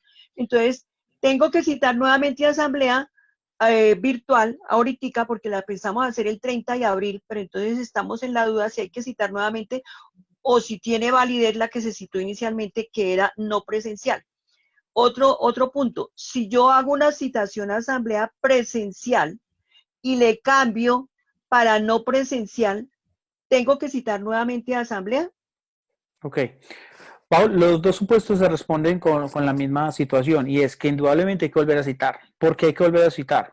Porque para efectos de suspensión de una asamblea general, el Código de Comercio nos habla que yo tengo la facultad, pero esa suspensión únicamente podrá ser durante los 3 días siguientes a convocar la reunión inicial. Ya ampliamente está superado ese término. Verbigracia se constituye en una reunión completamente nueva y en la cual hay que volver a convocar, hay que enviar entonces el listado de morosos, que es la exigencia de la ley, ¿cierto? Al último corte, de tal forma que hay que volver a citar. Igual mismo la segunda pregunta, que es si yo la cité presencial y la voy a hacer no presencial, hay que convocar. Porque es que la convocatoria, recuerden que tiene unos requisitos que señalar día, hora, lugar y en este caso, si no es presencial, medio por el cual nos vamos a encontrar. O una plataforma como estas, o vamos a utilizar una aplicación, o vamos a tener un link de acceso, informarle a la gente cómo. Entonces, indudablemente hay que volver a citar. Liliana Escobar. Buenas tardes, Diego. Hola, Liliana. Diego, le hago una pregunta. No sé si estoy equivocada. Las asambleas no presenciales tienen un requisito de que tiene que tener la participación del 100% de los propietarios. Y si es así, en caso de que se haga virtual, ¿tocaría cumplir ese requisito o se puede iniciar la reunión con la participación de más del 50%? Bueno, importante esa alusión, porque por eso yo hacía ahorita mención al artículo 42, que es el que la norma nos remite de forma constante, y al 43. Porque es que es el artículo 43 que sí nos habla del 100% de participación para esas decisiones por comunicación escrita. ¿Listo? Entonces, para las no presenciales yo necesito la participación del 100%. Yo necesito es para las decisiones que nos habla el artículo 43, que son aquellas decisiones por comunicación escrita. Es decir, algo similar como a una encuesta. Que yo fuese a preguntar, qué sé yo, ¿usted aprueba utilizar el fondo, no imprevisto, sino el fondo de mejoramiento de la copropiedad para intervenir la fachada del presente año? Sí o no, voten, de tal forma que yo necesitaría garantizar el 100% de participación, no de aprobación, de participación. ¿Listo? Cristina. Hola, mira, yo tengo como dos preguntas. Una es si el caso es del administrador el que es renuente a la realización de la asamblea de forma virtual, ¿cómo podría proceder el consejo? Y la otra es con el tema de la convocatoria que tú decías que queda como un mes. Pues la norma habilita un mes del 30 de junio, suponiendo pues que en este momento se levante la declaratoria de emergencia, entonces sería del 30 de junio al primero al 30 de julio que se podría hacer la asamblea.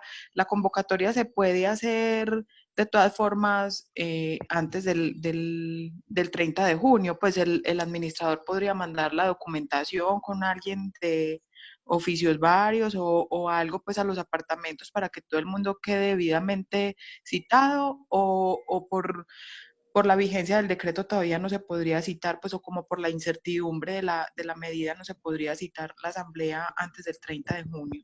Entonces, en este momento sí se podría citar, lo que pasa es que es la incertidumbre como tal lo que tú planteas. No sabemos cuándo se va a levantar la medida como tal. Sí, esta semana salió pues un pronunciamiento de, creo que era el ministro de Salud, informando que a partir del 27 no se va a levantar la medida, sino en ciertos sectores. Entonces no sabemos cuál va a ser realmente el desarrollo del tema. Entonces sería muy precipitado, sin tener una certeza completa, el levantamiento de medida como tal, citar. Ese es el problema allí en ese tema. Listo, vamos con Alba Lucía. Buenas tardes, Diego. Buenas tardes. ¿Me escuchan? Sí. La inquietud mía va planteada a lo siguiente, es referente a los intereses de mora. Al 15 de abril no se había facturado todavía el mes de abril, entonces traíamos unos saldos de marzo. En vista de que salió este decreto, lo que hicimos fue no cobrar en el mes de abril, que se hizo la facturación más o menos el 18, no cobrar intereses de mora con corte a marzo. Pero con esta capacitación que nos estás brindando, veo que es por causación. ¿Cuáles serían los que no se cobrarían? Abril, mayo y junio, ¿no es cierto? Como ya no se hizo el cobro para el mes de marzo, sería esperar hasta el mes de agosto y hacer el cobro de ese mes de marzo, que sí, digámoslo, aplicaría el haberlos facturado, pero que no se hizo precisamente por no ir en contradicción de estas normas, de este decreto, y que no teníamos pues como toda esta claridad que la tengo hoy. Bueno, en estricto sentido sí se podría hacer aquí. Ahora, digamos que indudablemente tiene razón. Ahora yo evocaría nuevamente el principio ese de solidaridad, que es realmente nosotros sabemos que la propiedad horizontal está originada para no generar ingresos ni generar excedentes. Muchas copropiedades, lo que fue antes de la salida de este decreto, congelaron el tema de intereses porque son conscientes que las personas no están cancelando no porque no quieren, sino porque en algunos casos específicos no pueden. Verbigracia que dijeron, vamos a congelar los intereses del mes de abril, situación que yo comparto en procura de ese tema, de darle por lo menos un auxilio, una ayuda a los propietarios. Y en ese sentido, pues tendría que darse, si se van a cobrar en agosto, como bien lo mencionas, una comunicación ya para efectos de advertir al propietario que se dejó de cobrar por efectos de un tema ahí de la vigencia del decreto que no tenían claro, pero que se cobrarán en el mes de agosto, que no se ha de entenderse que son por los periodos de abril, mayo y junio. Pero la situación o la invitación sería más a que se evalúe realmente si se puede mantener la decisión del congelamiento de intereses en procura como de dar también un alivio financiero a cualquier propietario que puede estar pasando por cualquier situación. Por aquí estamos con doña Marta Lucía. Gracias. Para lo siguiente, tengo más o menos dos preguntas. La primera es el tema del pronto pago. En varias urbanizaciones tenemos pronto pago y lo que entendí yo de esta capacitación es que el pronto pago, ese valor de cuota de administración va hasta el 31 cada mes. O sea, no vamos a recibir el 100% de la cuota que debería ser el 100%, sino ya es todo el mes el descuento, ¿cierto? Correcto, sí. Bueno, esa es una. Y en el caso donde nosotros tenemos multas por sanciones de parqueaderos de visitantes, porque se maneja comparendos y controles, ¿cómo se manejaría ese tema en la facturación? No, el tema de multas, digamos, de carácter general, a excepción de la inexistencia de asamblea, que ya lo vamos a ver, voy a dar dos preguntas más y continuamos con dos pantallazos más que nos faltan del decreto. Pero para efectos de multas, continuamos con la norma general. Seguimos facturando, porque si la multa es la contravención a una situación de convivencia o reglamento. En nada tiene que ver con las obligaciones pecuniarias en estricto sentido frente a las cuotas de administración. Y la norma lo que me está diciendo es la excepción frente a las cuotas de administración. Multas por parqueaderos, por ruidos, por cualquier infracción, se siguen facturando común y corriente. ¿Listo? Eso no altera esa situación. ¿Listo? Vamos aquí con Adriana.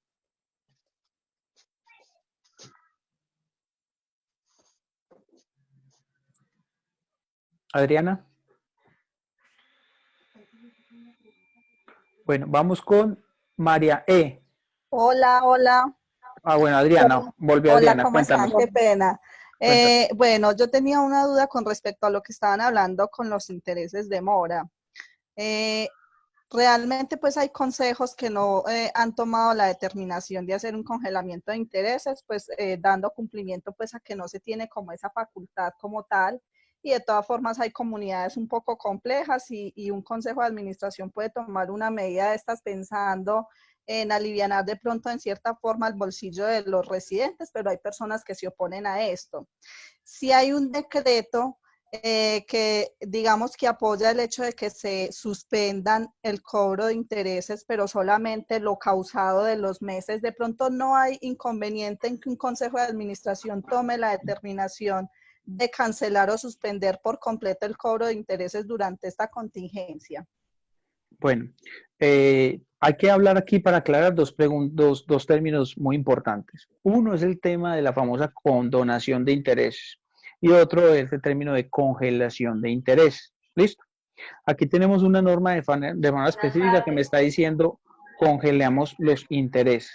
Desde ese punto de vista, sí, vamos, espérate, yo voy a silenciar por aquí que hay algo que...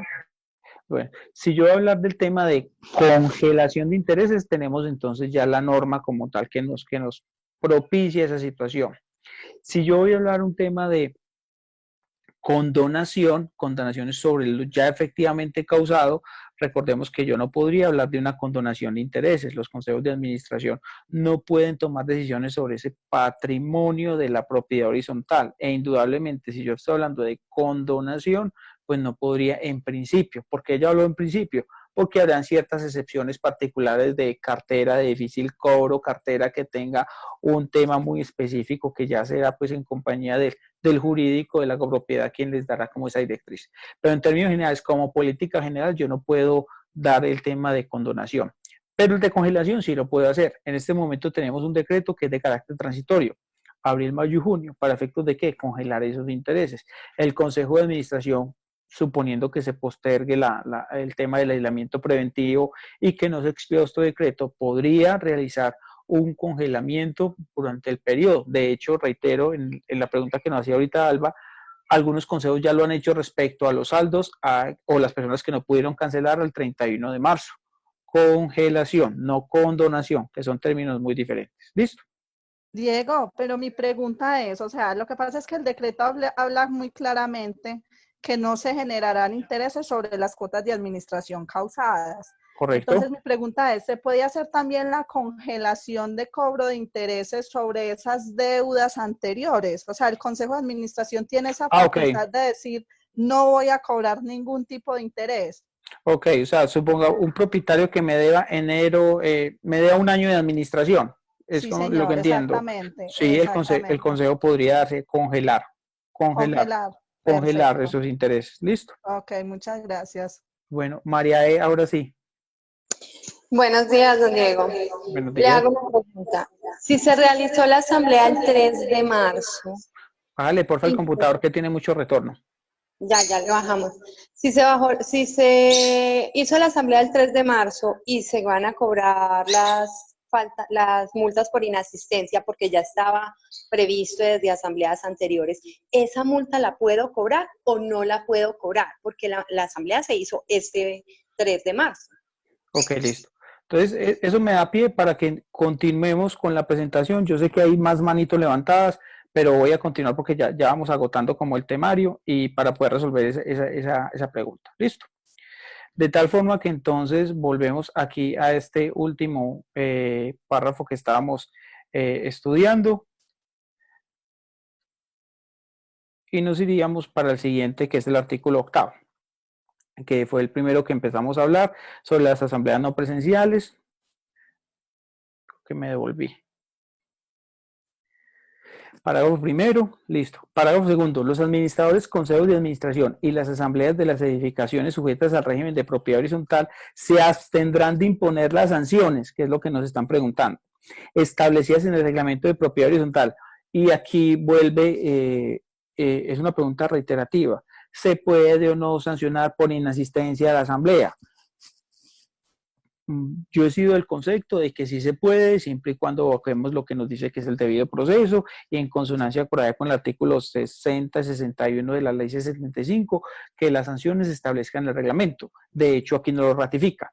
Establecidas en el reglamento, sanciones establecidas en el reglamento de propiedad horizontal con fundamento numeral 9 del artículo 38 de la ley 75, por la no asistencia presencial de propietarios o subdelegados a las reuniones de asambleas ordinarias, ojo, presenciales, convocadas para el periodo comprendido entre la vigencia del presente decreto y el 30 de junio, resolviendo la inquietud de María Eugenia. No puedo cobrar por inasistencia siempre y cuando la realización de la asamblea se haya dado entre la vigencia de este decreto, es decir, dentro del 15 de abril hasta el 30 de junio. Es lo que nos está aquí diciendo la norma. Luego, en el ejemplo que María Eugenia nos planteaba, la realización de la asamblea fue el 3 de marzo, pues está por fuera del periodo del decreto. Listo.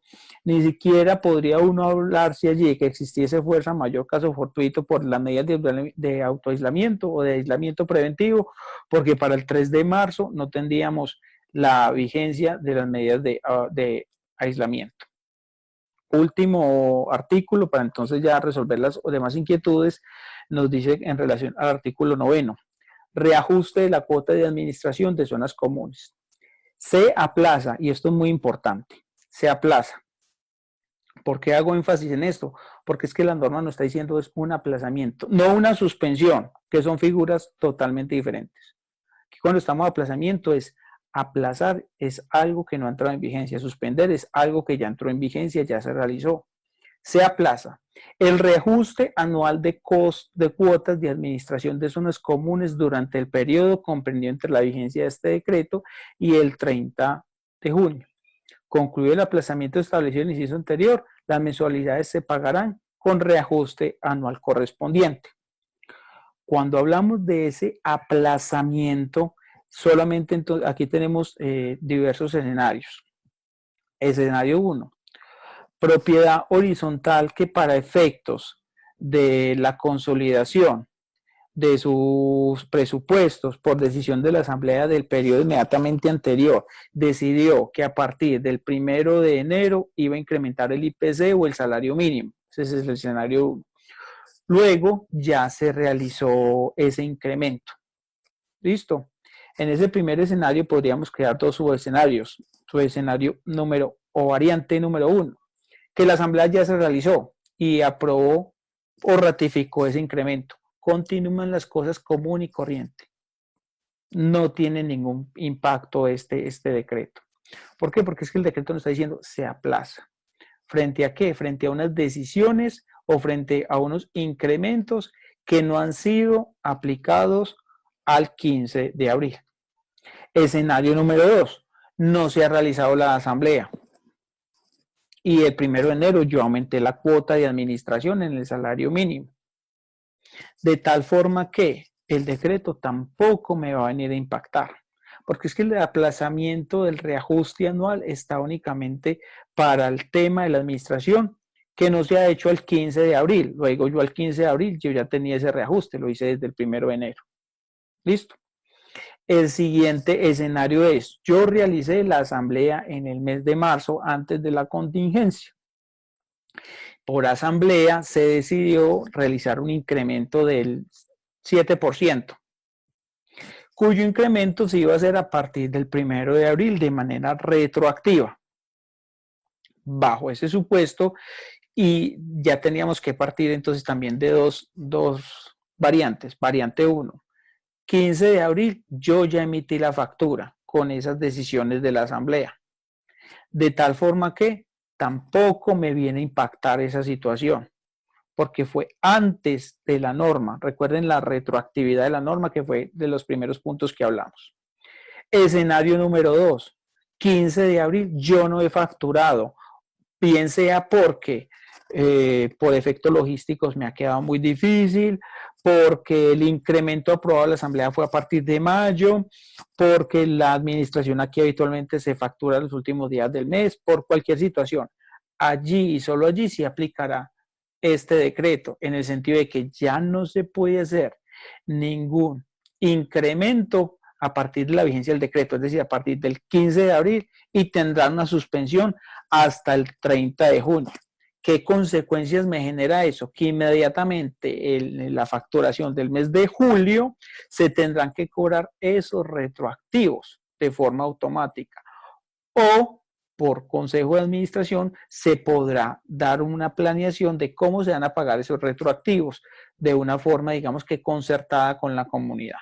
Entonces, esos, digamos que son los 3 artículos que nos trae el decreto del 579 para efectos de todos estos temas y el impacto de propiedad horizontal. Yo voy a darle aquí la palabra pues a las personas que tengan inquietudes, igualmente a las personas que tengan aquí en el chat algunas apreciaciones, pero no sin antes quería, en principio, porque hay muchas personas que entonces ya se empiezan a retirar, darles el agradecimiento por acompañarnos en este espacio, esperando que el mismo haya sido pues para ustedes de mucha construcción de conocimiento. El conocimiento se siembra a efectos de que sea un conocimiento en el sentido de que ilustre, no crear verdades absolutas, y con esas herramientas de trabajos que pretendemos, especialmente pues a ustedes que asistieron el día de hoy, darles unos parámetros para efectos del mayor o mejor desenvolvimiento en las copropiedades que ustedes administran o en las cuales tienen algún tipo de vinculación. Quería por aquí mirar Alfonso si se encuentra presente como para que también les quería dar un mensaje. No sé si Alfonso está por aquí en línea.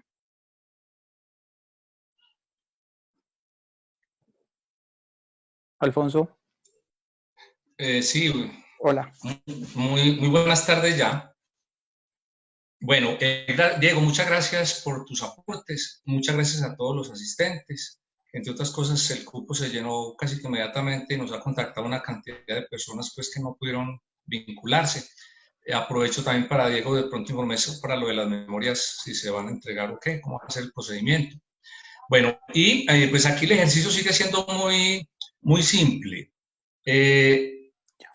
Ahora que surge esta norma, y muy seguramente todos han escuchado diferentes opiniones, diferentes posiciones, pueden existir diferencias, ¿sí?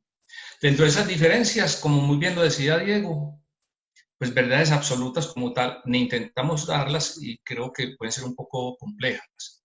Entonces, como tal, hay una serie de elementos, de argumentos, de posiciones que se brindan y que en su momento es muy probable, y me disculpas Diego y de pronto los abogados que estén en la reunión, que ponerse de acuerdo no se llegue, ¿sí? Entonces, ¿a quién le toca tomar la decisión?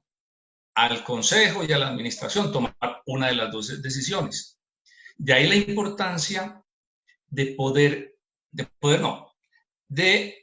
digamos, sacar provecho de la argumentación que escuchan de uno de otro.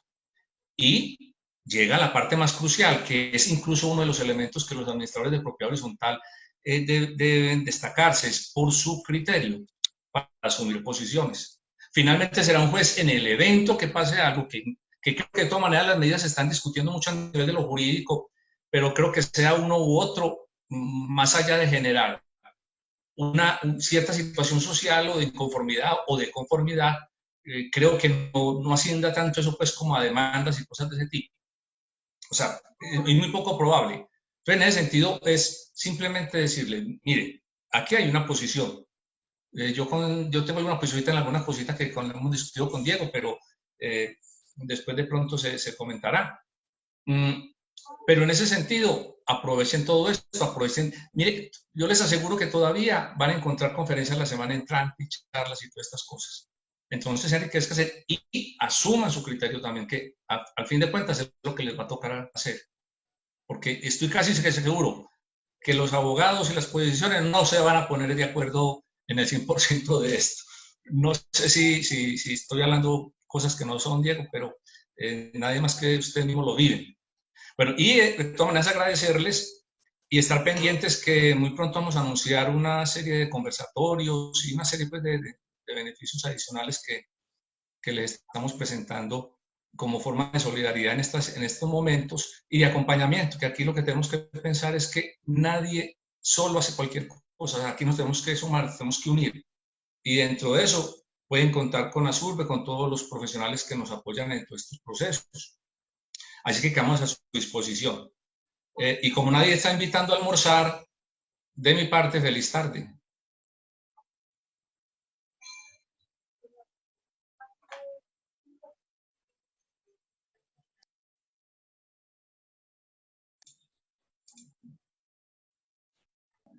Qué pena, se me olvidó encender la cámara y cuando hablo me gusta pues, dar la cara.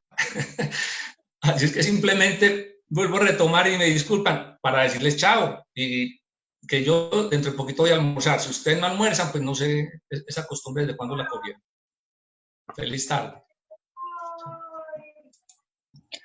Gracias, Alfonso. Gracias, Diego. Feliz tarde para todos. Gracias, Diego. Muchas